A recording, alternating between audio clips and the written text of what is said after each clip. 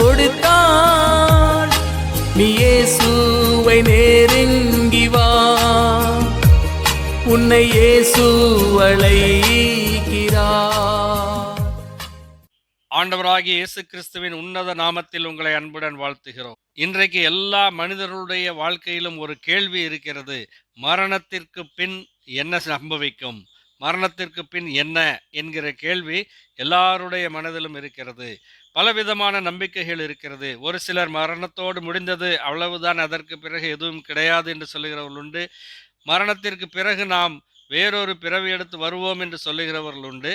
ஆனால் நம்மை படைத்த தெய்வம் ஆண்டவராகிய இயேசு கிறிஸ்து இந்த உலகத்திலே ஜீவித்த போது அவர் அதை குறித்து என்ன சொன்னார் என்பதை நாம் பார்க்கும்போது, யோவான் எழுதின சுவிசேஷம் 5ஆம் அதிகாரம் 24ஆம் வசனத்திலே, என் வசனத்தை கேட்டு என்னை அனுப்பினவரை விசுவாசிக்கிறவனுக்கு நித்திய ஜீவன் உண்டு, அவன் ஆக்கினை தீர்ப்புக்கு உட்படாமல் மரணத்தை விட்டு நீங்கி ஜீவனுக்குட்பட்டிருக்கிறான் என்று மெய்யாகவே மெய்யாகவே உங்களுக்கு சொல்லுகிறேன் என்று கூறினார் என்று பார்க்கிறோம்.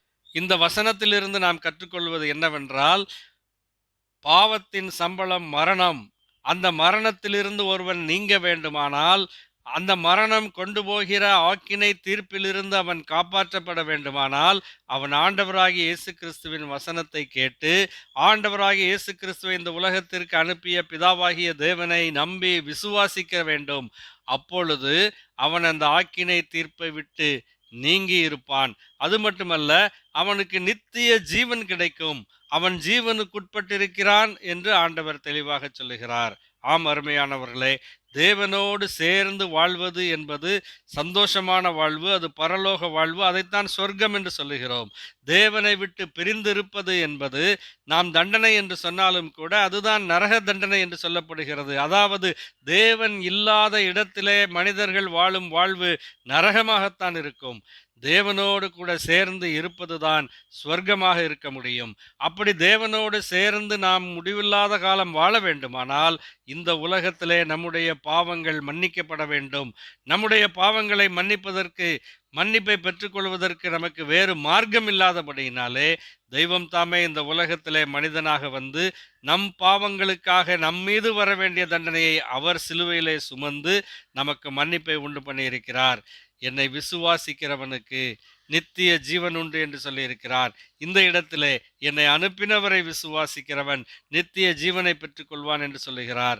ஆம் அருமையானவர்களே, நமக்காக கல்வாரி சிலுவையிலே ஜீவன் கொடுத்த ஆண்டவராகிய இயேசு கிறிஸ்து மரித்து 3ஆம் நாளிலே உயிரோடு எழுந்த ஆண்டவராகிய இயேசு கிறிஸ்து இன்றைக்கும் ஜீவிக்கிறவர். அவரை விசுவாசித்தால் அவர் மூலமாய் தேவனிடத்திலிருந்து நீங்கள் பாவ மன்னிப்பை பெற்றுக்கொள்ளலாம், சமாதானத்தை பெற்றுக்கொள்ளலாம், நித்திய ஜீவனை பெற்றுக்கொள்ளலாம். ஆனால் முடிவு செய்ய வேண்டியது உங்கள் கையிலே இருக்கிறது. பாவத்தின் சம்பளமாகிய மரணம் உங்களுடைய முடிவா, அல்லது தேவகுமாரனாம் இயேசு கிறிஸ்துவை விசுவாசிப்பதினாலே கிடைக்கிற நித்திய ஜீவன் உங்கள் முடிவா? தீர்மானத்தை நீங்கள் தான் செய்ய வேண்டும். நல்ல தீர்மானம் செய்யும்படி தேவன் உங்களுக்கு கிருபை அருளுவாராக. ஆமேன். நன்றி.